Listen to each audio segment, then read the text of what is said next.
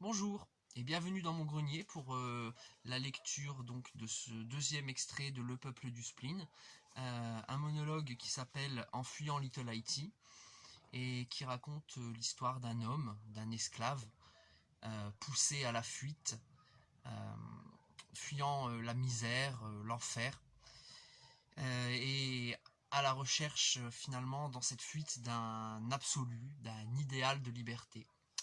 Cet idéal parviendra-t-il à l'atteindre?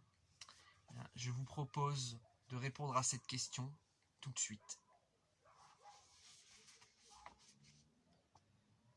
Le silence de la nuit.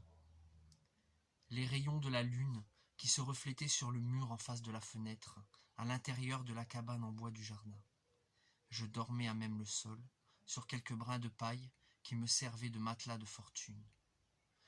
Puis soudain, comme toutes les nuits, un fracas assourdissant mêlé de cote-cote-cote et du bruit métallique que font les grains en tombant dans le baquet en fer devant le poulailler. C'était tante Enide qui nourrissait les poules. Je les déteste, ces poules.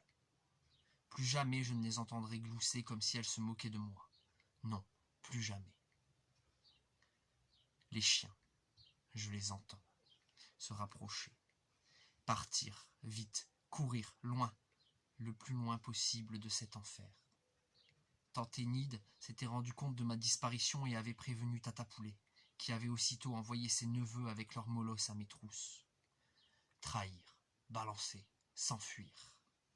C'était ma seule option. Je n'avais pas hésité. Tenter sa chance, se faire la belle. Le ghetto, alors je ne le reverrai plus. Des bruits, des aboiements, des cris. Little Willy avait lâché son gang. Plus de peur, mais courir quand même. Essayer de survivre pour raconter l'enfer. Peu importe à qui, mais raconter quand même. L'enfer, c'était quand tante Enide me battait, quand Little Willy massacrait des civils innocents. L'enfer, c'était la guerre, c'était les sorts vaudous de Tata Poulet. La misère dans les rues de Little Haïti.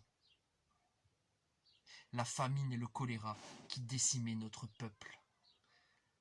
L'enfer, c'était l'armée américaine qui bombardait nos maisons. Des cris, des aboiements, des coups de feu. Ils m'ont vu, ils m'ont retrouvé. Essayer de passer la frontière, il le faut.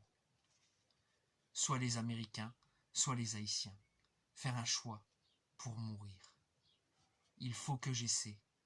Il faut que je tente ma chance.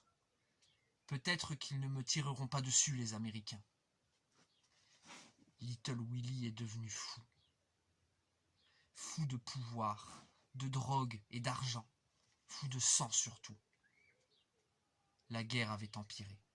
Tante Enide me battait. J'ai étranglé ces poules. Je ne veux pas être soldat. Je ne suis pas un soldat. Je ne suis plus qu'un condamné. La frontière, je la vois. Les Américains, ils m'ont vu. Je les entends qui crient. Après moi. Courir plus vite, aller plus loin, le plus loin possible de cet enfer. Les Haïtiens ne sont plus qu'à une dizaine de mètres. Ils crient après moi, eux aussi. Ils ont lâché les chiens. Coup de feu. Mon sang coule par terre. La lumière ou l'ombre, cela n'a plus d'importance. En fait, ça n'en a jamais eu. Je ne reviendrai plus jamais. Jamais. Voilà, c'était donc En fuyant à Little Haïti, extrait de Le Peuple du Spleen.